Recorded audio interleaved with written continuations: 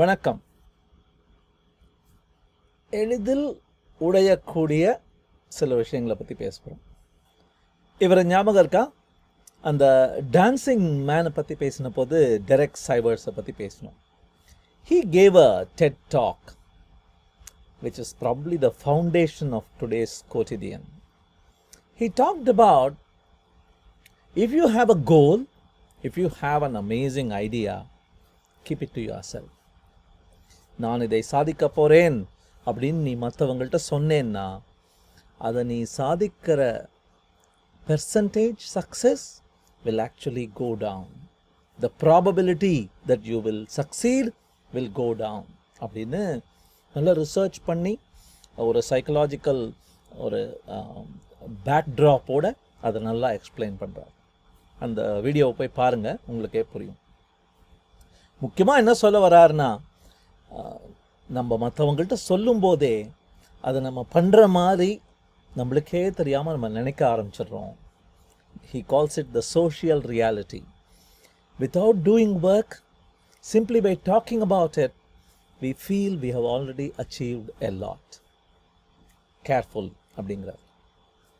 So இந்த ஒரு பேக்ட்ராப்போடு நம்ம ஒரு ஆர்கனைசேஷனுக்குள்ளே நுழையும் போது ஐடியாஸ், இன்ட்ரெஸ்டிங் அப்ரோச்சஸ், புதுவித ஒரு யுக்திகள் இதெல்லாம் ஷேர் பண்ணும்போது think out of the box அப்படிங்கிறாங்களே. ஆக்சுவலாக யோசிச்சு பார்த்தீங்கன்னா பாக்ஸ்குள்ளே இருக்கும்போது தான் பல்பு உடையாது, ஜாலியாக இருக்கும், நல்ல பேக்கேஜிங்கோட. பாக்ஸ்லேருந்து அந்த பல்பு வெளியில் வரணும்னா டெரெக் சைவர்ஸ் சொன்னதுக்கு எதிராக அதை டிசபே பண்ணிக்கிட்டு வரணும்னா it has to risk being broken. Ideas are fragile. எளிதில் நொறுங்கி விடக்கூடியது. ரொம்ப ஜாக்கிரதையாக பேணி பாதுகாக்கணும். அதை இஸ் த பாயிண்ட்.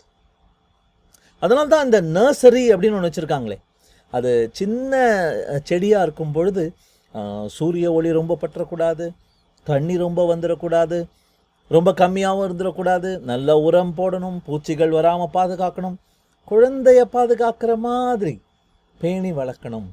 அதுக்கு ஒரு வயது வந்துடுத்துன்னா அதை கொண்டு போய் நல்லா நடலாம் வயல்லையே. ஆனால் அது வரைக்கும் பாதுகாக்கணும்னு சொல்கிறாங்களே, அதே மாதிரி தான் a company should have an idea nursery, an asylum where ideas will be taken care of until they are ready for the big bad world. கம்பெனிகளை பல விதங்களில் பிரிக்கலாம். கம்பெனிகளையோ அல்லது குழுகளையோ அந்த டீம்ஸையோ. ஒரு கைண்ட் ஆஃப் டீம் ஐடியா டாக்ஸிக்னே சொல்லலாம். an idea that is born in that team will die a miserable death. Kamsan மாதிரி தேடிக்கிட்டு இருப்பான், அடுத்த குழந்தை எப்போ பிறக்கும் கொல்றதுக்கு அப்படின்னு. Then there are the idea wasteful teams. அந்த இடத்துல அந்த ஐடியாவை விதைச்சா அது பாழ் நிலம், அது வேஸ்டாக தான் போகும். கழுதைக்கு தெரியுமா கற்பூர வாசனைங்கிற மாதிரி. It will make no sense for such an idea to try flourishing there. Useless. Idea friendly டீம்ஸ்ன்னு இருக்குது. அது என்ன அப்படின்னா, அவங்க பாட்டுக்கு வேலையை பார்த்துட்டு இருப்பாங்க. ஆனால் ஒருத்தர் இந்த மாதிரி யோசிச்சா என்னன்னு ஒரு ஐடியா மணி வந்தார்னா, சொல்லுங்கள் சார், நீங்கள் சொல்கிறதையும் கேட்கலாம் அப்படின்னு they will at least be friendly. They will approach with an open mind. But you know what kind of team you have to be? You have to be an idea hungry team. Where are the 99 different ideas? What different thought did you come up with today? Why are you just like yesterday? அப்படிங்கிற மாதிரி ஒரு பசியோட அலையணும் புது மாதிரி யுக்திகளுக்கு அப்படின்னு சொல்கிறாங்க எல்லாரும். So that is the approach to have. Be an idea hungry team. இப்போது எப்படிப்பா உங்கள் டீம்மேட்ஸ்லாம் எப்படிப்பா அப்படின்னா, எங்கள் டீம்மேட்ஸ்லாம் முத்து மாதிரி அப்படின்னு சொல்லுவாங்க. கேட்டிருக்கீங்களா? சில பேர் மண்ணு, மூளையில் என்ன மண்ணாக வச்சுருக்க அப்படின்னு சொல்லுவாங்க இன்னொருத்தரை. கேட்டிருக்கீங்களா? நான் ஒரு புது ட்விஸ்ட் கொடுக்குறேன், ரெண்டுக்கும் நல்லா கேட்டுக்குங்க. என் டீம்மேட்ஸ்லாம் முத்து மாதிரி அப்படின்னா one is indistinguishable from the other. They all look the same. If one guy doesn't do the job, somebody else can do the job. They are a factory. Nothing interesting will come out of it. They will probably get the job done, but it will be boring, like a test match. Okay, no, bad example perhaps, but it will be boring. On the other hand, இது என்ன picture தெரியுமா? மண்ணு திட்டினீங்களே, மணல், அதை electron microscope வழியாக zoom பண்ணி பார்த்தா இப்படி தான் தெரியும். ஒன்று இன்னொன்று மாதிரி இருக்காது. ஒன்றுக்கும் விதவிதமான கலர்ஸ், விதவிதமான கோணங்கள், விதவிதமான number of sides, sharp. What one can't do, something else can do. Together they can do something even more interesting. That is the kind of teammates I would want, because that is the hotbed of creativity. That is where ideas will be available before lunch. இப்போ இந்த scenario யோசிச்சு பாருங்க. This is another toxic scenario for idea generating employees. ஒரு குரூப்பில் உட்காந்துருக்காங்க.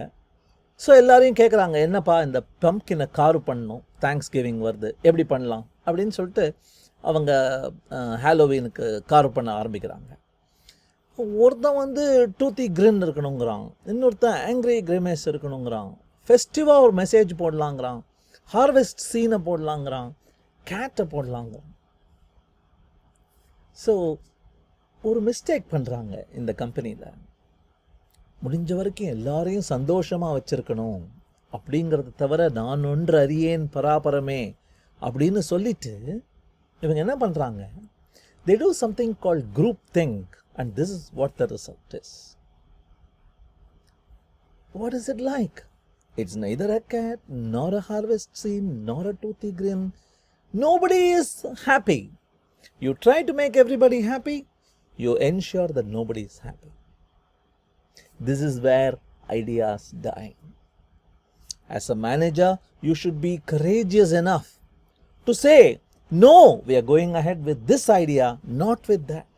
அப்படின்னு கொஞ்சம் courage இருக்கணும்.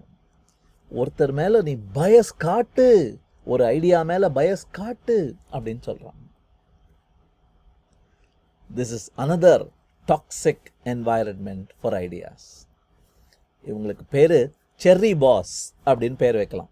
ஏன்னா நீ ஐடியாவை யோசிச்சு பல நாள் வேலை பண்ணி அழகாக பேஸ்மெண்ட் பண்ணி அதுக்கு மேலே அதெல்லாம் வச்சு கேக்கை பண்ணி அதை பேக் பண்ணி அதுக்கு மேலே க்ரீமெல்லாம் தடவி அதுக்கு மேலே அழகான ஐசிங்லாம் வச்சு ஹவ் இஸ் மை ஐடியா அப்படின்னு ஒரு பொசசிவ் லவ்வோடு கொண்டு அப்படி காட்டும்போது நைஸ் அப்படின்னு சொல்லிட்டு அந்த பாஸ் என்ன பண்ணுறாங்க, ஒரு செர்ரி அது மேலே வச்சு ஹியர் இஸ் மை ஐடியா அப்படின்னு வேர்ல்டுக்கு கொண்டு போய் கொடுக்குறாங்க. The value addition from the boss is minuscule, very small. But the moment that is kept, the person who came up with the idea suddenly feels, I haven't done much. This is Steve Jobs இதில் ரொம்ப நொட்டோரியஸாக. அவர் ரொம்ப இந்த மாதிரி பண்ணி நிறைய பேரை போட்டு பார்த்துருக்காராம். ஒவ்வொரு ஐடியாவும் தன்னோடதுன்னு எடுத்துகிட்டு போய் உலகத்துக்கு கொடுத்துருவாங்க. He adds value, yes. But what percentage of that value was his and how much credit he is getting? அப்படிங்கிற அந்த வித்தியாசம். அப்துல் கலாம் கதை சொல்லுவார், பிளேமெல்லாம் எனக்கு கொடு, கிரெடிட்டெல்லாம் ஜூனியர்ஸுக்கு கொடுன்னு என்னோட பாஸ் சொன்னார், அதில் நான் ரொம்ப முக்கியமான பாடம் கற்றுக்கிட்டேன் அப்படின்னு சொல்லுவார். So this is another toxic zone for ideas.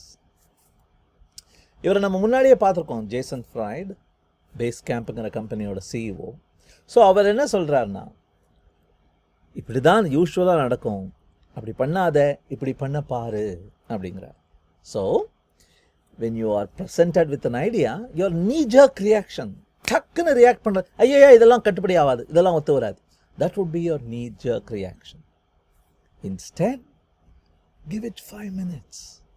ஆறப்போடு, ஒரு 5 நிமிஷம் ஆறப்போடு, அதுக்கப்புறம் அக்ரி டிஸ்அக்ரி, பட் 5 நிமிஷம் ஆறப்போடு அப்படிங்கிறார். ரியாக்ட் பண்ணுறது தான் உன்னுடைய ஃபர்ஸ்ட் ரெஸ்பான்ஸாக இருக்கும். ஐ வாண்ட் டு ரியாக்ட் அப்படின்னு. யோசி. நீ ஒரு விஷயத்துக்கு பதில் சொல்ல ஆரம்பிக்கும் போது உனக்கு ஏற்கனவே தெரியும், அதனால் அது தப்புன்னு சொல்ல ஆரம்பிப்ப. அப்படி இல்லாமல் கேள்விகள் கேள். இது என்னன்னு புரிஞ்சுக்க ஆசைப்படுறேன், கொஞ்சம் எக்ஸ்பிளைன் பண்ணுறியா இன்னும் அப்படின்னு கேள்விகள் கேட்டேன்னா எனக்கு தெரியாது, புரிஞ்சுக்க ஆசைப்படுறேன்னு கன்வே பண்ணுற அப்படின்னா. And finally, it is easy to kill an idea, nip it in the bud. It's fragile-னு பேசினோமே, nip it in the bud.